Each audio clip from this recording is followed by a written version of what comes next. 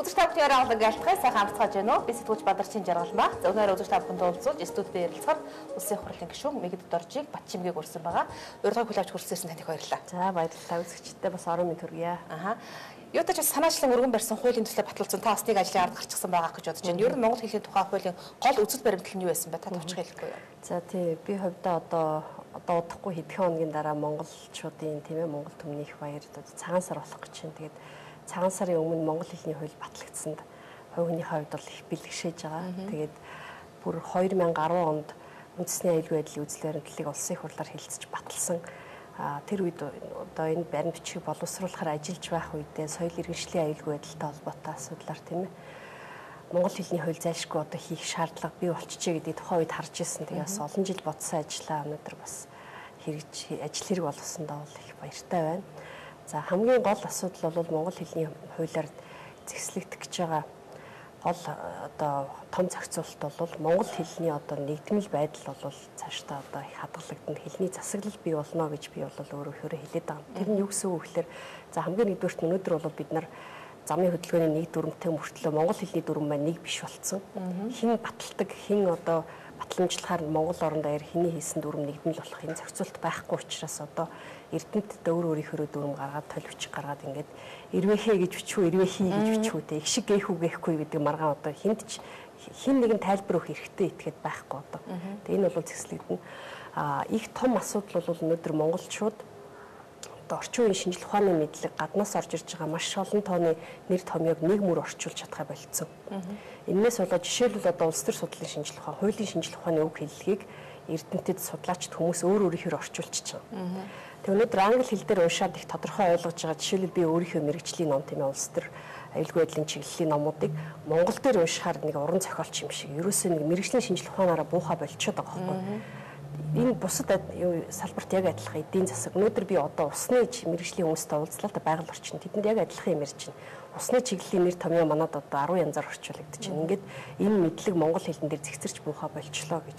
Тэгэхээр одоо энэ болгоныг бол шинжлэх ухааны академийн хэл зохиолын хүрээлэнд хуулиар үүргэжүүлж өгөөд шинэ байгууллага байгуулахгүй одоо ажиллаж байгаа хүрээлэнд тэгээ төрийн хэлний зөвлөл маань хэлний бодлогын үндэсний зөвлөл болж байгуулагдаж байгаа.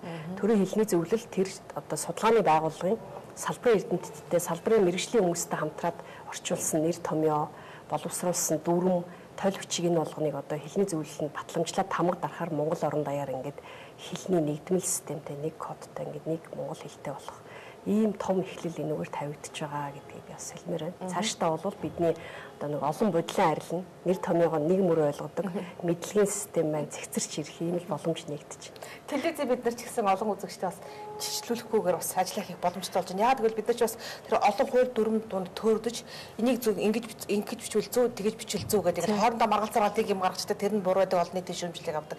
Ийм зүйл маш их байсан. Одоо олон орны одоо бүх гадаад хэлүүд дээр нөгөө журмалсан толиуд байдаг шүү дээ. Хууль зүйн мэрэгжлийнхний тойл тийм ээ. Сэтгүүл зүйн салбарт хэрэглэгддэг мэрэгжлийн нэр томьёоны тойл, хамгаахын тойл гэдэг энэ болгоны чинь ингээд журмлаад батламжилчаар тухайн улс орондоо хэлн ингээл нэгдмэл ойлголттой нэг системтэй болж байна. Энэ бол том дэвшил болно гэж бодож байна. Монгол хэлний төрийн зөвлөл хэлний бодлогын үндэсний зөвлөл. Одоо шинэ хуулиараа тийм ээ. Төрийн хэлний зөвлөл маань хэлний бодлогын үндэсний зөвлөл. Хэлний бодлогын үндэсний зөвлөлд хэн байх вэ гэдэгт бас их анхаарах хэрэгтэй гэж мэргэжлүүд өөрсдөө хэлж байна л да.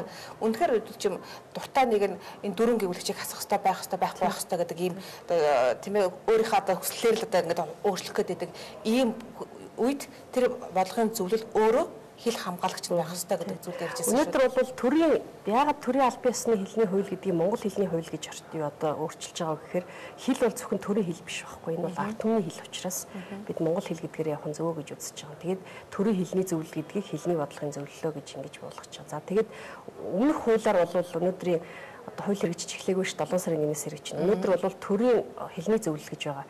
Төрийн хэлний зөвлөлийн гишүүд нь бүгдээрээ дор өөрийн ажилдаа яам тамгын газрын янз бүрийн төвшний одоо ажилтаа хүмүүс. Тэр хүмүүс тэр хэлний тухай бодох заавч байхгүй, огт хуралддаггүй, нэр томьёо орчуулах тухай ярьдаг ч тийм хөрөнгө зардалч байдаггүй байхгүй.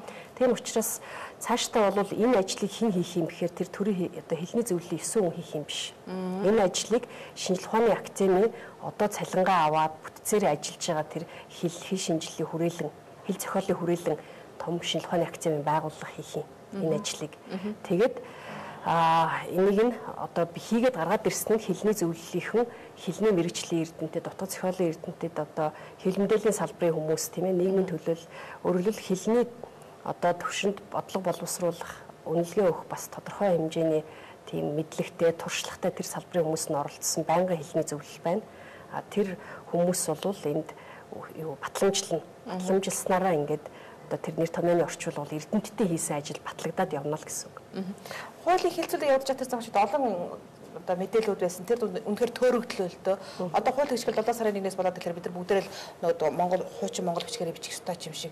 За зөвхөн хуучин монгол бичих нь одоо үнэхээр монгол бичиг биш одоо хаана гарч ирсэн болоо явж сүүл рүүгээ тийм ээ. Бүр уучраа алхаа байлаа. За бас тэр дунд нь монгол бичгээрээ буруу бичих юм бол 2 сая төгрөгөөр би торгуулах юм шиг. Энэ мэдээлүүдийг татгаж өгөөч та. Би одоо яг энэ монгол хэлний хуулийн чинь ер нь бол 2012 оны 11 сараас яг албан ёсоор одоо ажиллаж эхэлсэн эрдэмтэд салбарын одоо оролцох шаардлагатай хүмүүс нь оролцоод хуулийн төсөл дээр ажилласан. Үндсэндээ 2 жил гаруй ажиллаад гарч ирж байгаа хууль гэж болно. Энэ хугацаанд уг нь бол одоо хуулийн төсөл бол маш эрт интернет дээр вебсайт дээр тавигдсан 10 гаруй удаагийн одоо хилцүүлэг хийсэн ба дунд сургуулийн багш нар, ихтэй сургуулийн багш нар эрдэмтэд одоо ердийн ингийн хүмүүс оролцоод тийм ээ. Дээрэс нь 20 гаруй удаа бид нэр судалгаа гаргаж үзлээ л дээ. Энэ мэтийн одоо хууль мэдээллийн өргөн хэмжээний хилцүүлэг ярилцлага гэд нэлээд их сурталчилгааны ажил хийгдсэн байна. Манайхан чи яг ингээд хууль батлах болоход л шуугдаг штэ тийм ээ. Би одоо бас сандгийн хууль мэдээллийн хэрэгчлээний хууль батлах гээд 2 жил хилцүүлэг яваад 2 өдөр баахан бужигнажсэн юм л төвхөдөд тэр нь монголчуудын зан юм шиг байна. Тэгээ хууль бол үнэхээр бас нэлээд урт хугацааны өмнөөс яригдсан. Энэ дотор саяны гарч ирж байгаа төвөргөлүүд бол би бас янз янзын учир шалтгаан байна л гэж харж байгаа. Ямар учир шалтгаан ба? За магадгүй одоо дутуу уншсан, дутуу ойлгосон тийм ээ. За сонгуульд өгчээ, зарим нэг магадгүй улс төрийн шалтгаан ч байж магадгүй. Гэхдээ энэ хамгийн гол нь би бол хуулийг зөв ойлгуулахын гол зорилго гэж бодож байгаа. Тэр шалтгааны хайх биш. Тэгэхээр саяны өөрөө чинь хэлж байгаатай жишээлбэл одоо монгол хүчгийн хэрэглэхтэй холбоотой зарим нэг эргэлзээтэй асуудлуудыг хүмүүс асууж байна л да. Тэгэхээр монгол хүчтэй холбоотой өнөөдрийн хүртэл бий болсон зарим маргаантай асуудлыг энэ хуулиар зэгцлээд дахиж одоо сургуульд боловсролын шатанд хүүхдүүд хүндрэл учруулах байх зорилгыг юуны өмнө одоо зорилго болгож тавьсан. Тэгээд одоо 90-ад оны одоо ихэнх үеэр бол нэгдүгээр ангиас шууд кирилл заахгүй монгол хүчийг заагаад тэгээд тэр нь бол хүүхдүүдийг маш нэлээд багш нар бэлтгэдэг, орчин бэлтгэдэг хүүхдүүдийг хүндрүүлсэн их хямрал гарсан шүү дээ. Тэгэхээр энийг залруулад одоо монгол хүчийг бол хүүхэд кириллээ сайн сурсны дараа 6 дугаар ангиас эхлэн заана гэдэг энэ хуулиар бол хуульчилж байгаа. За тэгээд Монгол хамгийн гол нь монгол бичгийн хэрэглээг нэмэгдүүлэхэд их бас тодорхой хэмжээгээр анхаарсан энэ хуулинд. Энэ бол монгол хэлний хууль. Бичиг үсгийн асуудал бол үндсэндээ нэг 4-1 орчимд нь бичиг үсгийн асуудал ярьж байгаа. За тэгээд монгол бичгийн хэрэглээг нэмэгдүүлэх энэ зорилго нь бол тодорхой тийм ээ монголчуудын мянган жил хэрэглэсэн соёлын одоо ЮНЕСКОд бит бус өөр бүртгэсэн монголчуудын соёлын өгж бишт буюу юу зөксөй гэдэг нь. Үгүй. Зөв зөвчүүлж байна. За. Тэгсэн чинь. Тэгэхээр яагаад монгол бичгийг авч үлдэх гээд байгаа тийм ээ хамгаалах гэдэг зорилго бол тодорхой шүү дээ. Монголчуудын мянган жил хэрэглэсэн бичиг үсэг тийм ээ. ЮНЕСКО монгол бичгийг одоо монголчуудын хүндрэлтний соёлын өвд оруулсан томоохон өв юм аа. Гэхдээ хамгаалтанд авахгүй бол мөхөж байгаа бичиг шүү гэж анхааруулсан баг. Гадны өмнөөс одоо хэлж ийн л да монголчууд түүхээр их бахархдаг тийм ээ. Их эзэнт одоо Монголын эзэнт хүрэн түүхээр их бахархдаг. Гэтэл монголчууд 70 жилээс цааш түүхээ уншиж чаддгүй болцоо гэж. Үнэхээр одоо бид нар 20-30 оны нийслэлийн одоо хүрээний сонин бичиг гэж сонин байхад ихэнх нь уншиж чадахгүй байх жишээтэй. Бүр 19 одоо 20 дугаар зууны ихэнх үеийн сонингол уншиж чадахгүй. Тийм байдалтай байгаа байхгүй. Тэгэхээр бид нар мянган жилийн түүхээ бичсэн одоо хэлээ бол уншиж чаддаг байх нь чухал гэж үзэж байгаа. Тэгэхээр хэрэглээг нэмэгдүүлэх зорилго тавьсан. Яаж нэмэгдүүлэх юм гэхээр нэгдүгээрт сургуульд сая хэллээ хүүхдээс одоо хүнд байдалд оруулахгүйгээр тууштай заагаад төгсгөх. Дээрэс нь 2025 оноос эхлээд төрийн хэрэгт шүү. Тэрнээс одоо аж ахуйн нэгж компани жишээл телевизтэй иргэн заавал 2 хэл бичгээр бичгэж шаардаж байгаа юм шиг. Төрийн хэрэгт шилжилтийн шинжтэйгээр төрийн хэрэгт одоо монгол бичгийг давхар хэрэглэе гэж кириллтэй. Тэгэхээр иргэн жаргалмаа одоо 2 бичиг хоёулангийн одоо хэрэгэлдэг уншдаг бол хоёулангаар нь мэдээлэл авч болж чинь зөвхөн кириллийг уншдаг бол кириллээр мэдээлэл авал харьцаад явчихна. Энэ бол их хүнд иргэдэд ямар нэгэн хүндрэл учруулах биш. Нөгөө соёлынхоо өв болсон монгол чихээ хэрэглээг нэмэгдүүлэх заалт явж байгаа. За тэгээд тэр торгуулгийн асуучлаа шүү дээ. 2 сая төгрөгөөр торгоно гэдэг. Энэ бол одоо би бас нэг ташаарл гарсан, эндүр гарсан гэж бодож байгаа. Игэл телевизээр бас юм мэдээ явлаа гэдэг хүмүүс гайхаад бас асууж ирсэн л да. Одоо хуулийн тав тодорхой заалт байгаа. Монгол хэлээ сурах тийм ээ. Дэлгэрүүлэх, үр хөвгтөө өвлүүлэх, монгол хэлнийхээ дүрм хэм хэмжээг суралцаад тэрийг нь дагаж мөрдөх нь Монгол улсын иргэний журам төвөрг юм а гэж. Тэгэхээр журам төвөрг гэж үндсэн үйлд байдаг ойлголт л доо. Жишээлбэл хөдөлмөр эрхлэх нь журам төвөрг гэдэг. Өөрөөр хэлбэл одоо эргэн хүндээ уриалж байгаа хэрэгжүүлээч гэж уриалж байгаа хэлбэр багхгүй. Хөдөлмөр эрхэлсэнгүй гэд одоо торгож шийдэгдэггүй албатай хөдөлмөр хийлгдэг шүү дээ Монгол улс. Тэрнтэй адилхан та алдаатай биччихлээ хэлний хэм хэмжээ сахисангүй гэж торгох тухай ойлголт байхгүй. Тэгэхээр яагаад одоо хуулинд журам төвөрг гэж зааж өгсөн бэ гэхээр ийм учиртай. Тэр журам төвөргдөөс ямар нэгэн торгон шийтгэл бол байхгүй байгаа зү. Журам төвөрг би сая хэллээ ш. Журам төвөрг гэдэг бол ямар нэг хуулийн хариуцлага дагддаггүй үүрэг юм а гэж. Тэгэхээр үндсэн хуулинд байгаа журам төвөргийг бид нар хөдөлмөр эрхэлсэнгүй гэд хүнийг барьж хоригдгүй шийдэгдэггүй байхгүй. Ер нь бол энэ Монгол хэлний хууль бусад ямар ч хуультай харьцуулсан би бол одоо шууд одоо хэлмээр байгаа зүйл бол хариуцлага торгуул шийтгэлийн ийм санкц хамгийн багатай хууль. Зөвхөн хуулийн этгээдэд одоо жишээлбэл монгол хүүхдэд монгол хэлний сургалт явуулах ёстой гэдэг одоо гадаад хэлтэй сургалт явуулдаг сургуулиуд шаардлага тавьж байна л та.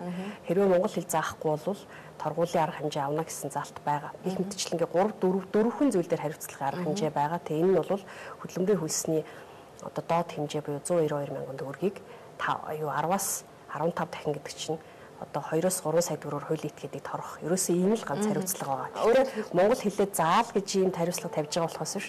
Заагаад явж байгаа аж ахуйн нэгжийг энд ямар нэг торгох тухай ойлголт ерөөсөө байна. Гадаад хэлний сургуулиуд ч бас заахгүй болно шүү дээ тийм ээ. Тэрийг бол зааж өгөөл гэдэг. Заа гэдэг шаардлагыг хуулиар тавиад заахгүй бол торгоно гэж байна. Яагаад гэвэл монгол хүүхдэд өндөр төлбөр аваад гадаад хэл зааж байгаа сургууль монгол хүүхдийн эрх ашигыг хамгаалах энэ эрхийг нь ялах хэвээр төрөөс угаасаа энэ бол төрийн үүрэг байхгүй юу? Монгол хүүхдүүдтэй хэлээ сурах нөхцөлийг бүрдүүлэх нь Монгол одоо хүүхдүүд эцэг эхчүүд маш их мөнгө төлөөд гадаад хэлээр боловсрал эзэмшээд төгсөөд гардаг монголоор бичиж чадахгүй, сайн ярьж чадахгүй хүүхд наацх нь ажилд ороход хүндрэл учрна тийм ээ. Нийгэмдээ өөрийгөө авч явахад хүндрэл учрна. Энэ бол хүүхдийн эрхийг зөрчиж байгаа асуудал. Энэ шаардлагыг хуулиар тавиад тэгээд заахгүй бол торгоно гэдэг бол би нэгэнт хууль баталж байгаа бол бас хариуцлагын асуудал байх хэрэгтэй.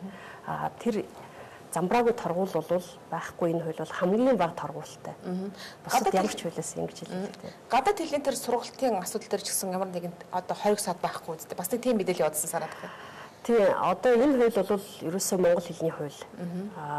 Зорилго бол өнөөдөр бид нар одоо дэлхийн хавтгай болж байна гэж байна тий. Одоо саяхан би одоо нэг олон улсын том интернетийн худалдаа эрхлэдэг том компанийн захирлын ярилцлагыг харлаа л да BBC-гээр ярьж байна. Одоо манай хэрэглэгчид өнөөдөр тийм ээ одоо манай өмнөд хөршээ Alibaba гэдэг том компани ерөнхийлөгч ярьж байна л да BBC Давосын уулзалтын үеэр бид нар одоо хятадын хэрэглэгчид Америкийн Калифорни одоо модон дээр байгаа чэрийг нь хураагаагүй чэрийг нь онлайнаар захиалаад тийм интернетээр захиалаад 36-48 цагийн дотор тэр чэрийг хураагаад авчираад манай хэрэглэгч шинээр нийдэж байна гэж.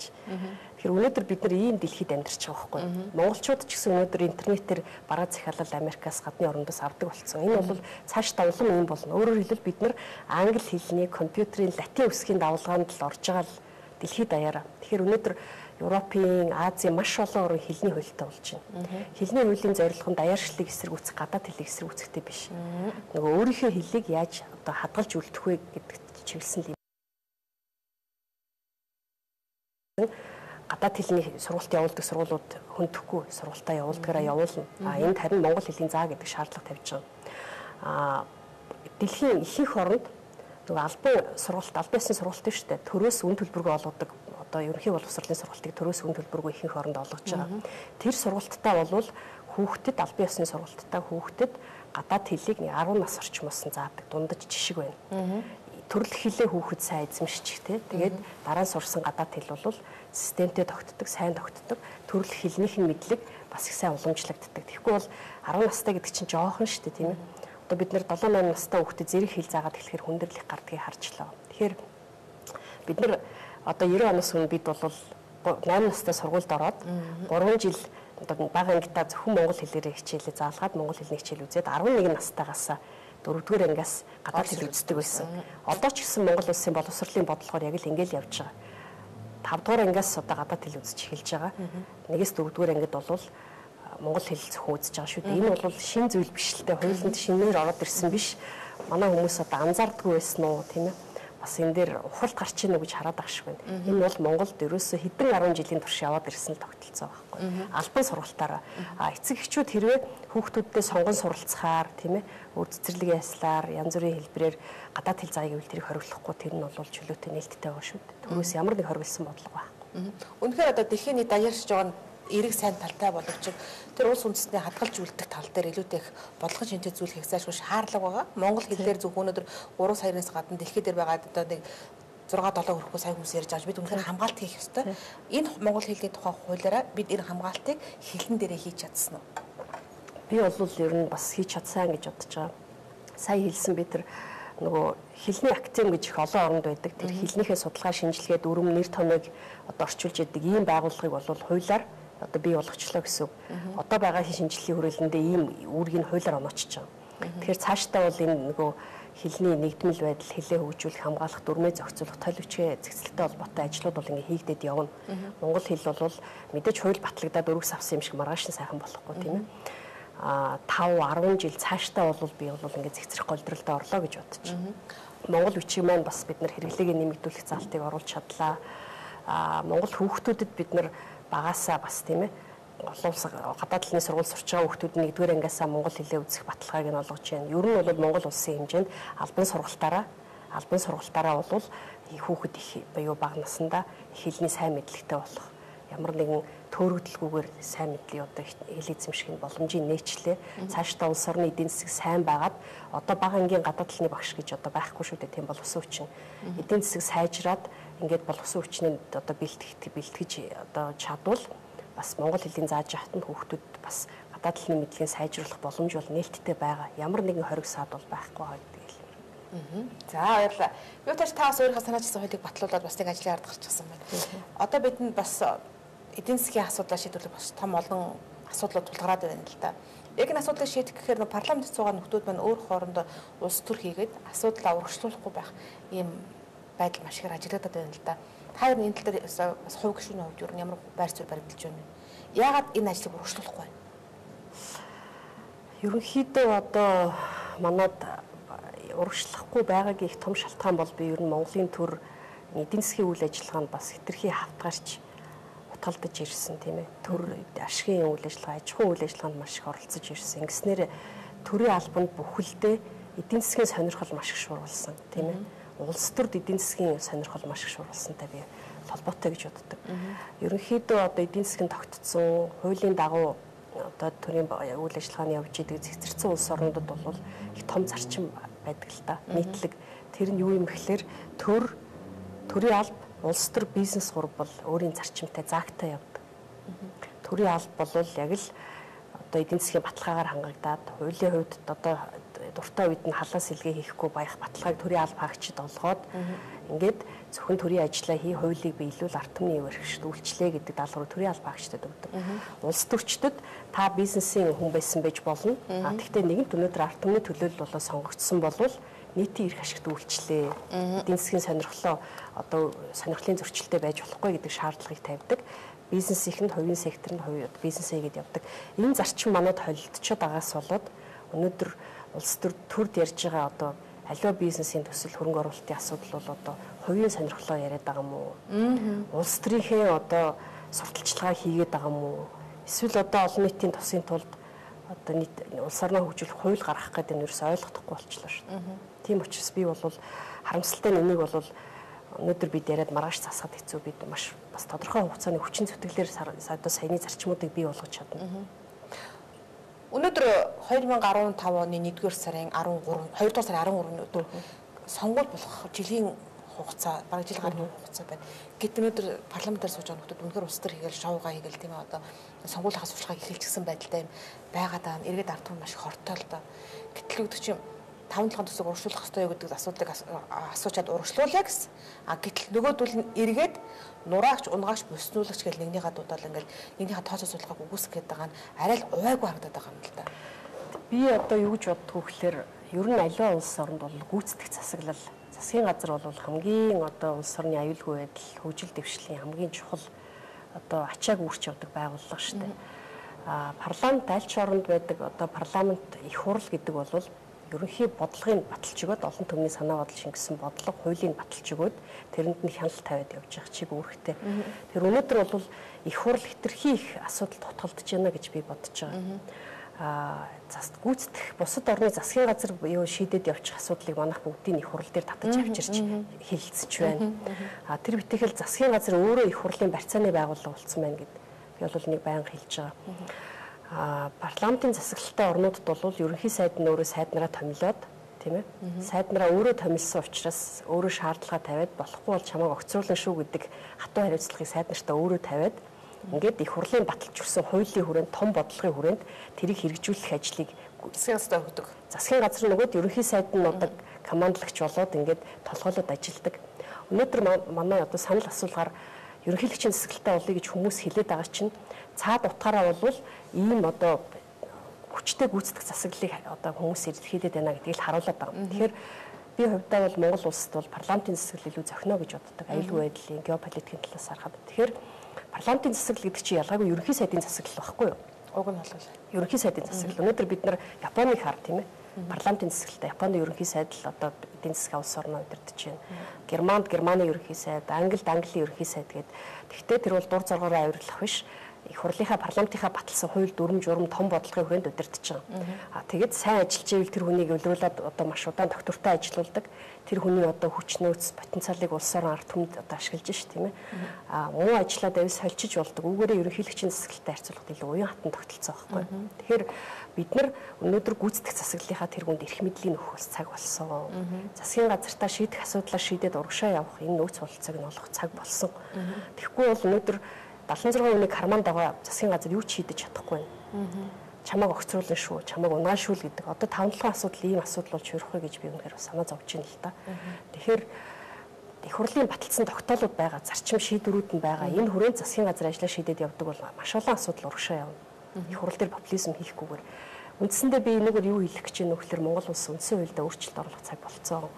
Сая одоо парламент судалтай намууд хамтарч засгийн газар байгуулах зөвшөлтсөл дээр ярьсан хамгийн том асуудал энэ. 2015 онд багтаад парламентын засаглалаа бэхжүүлэх чиглэлээр үндсэн хуульд өөрчлөлт оруулъя гэж.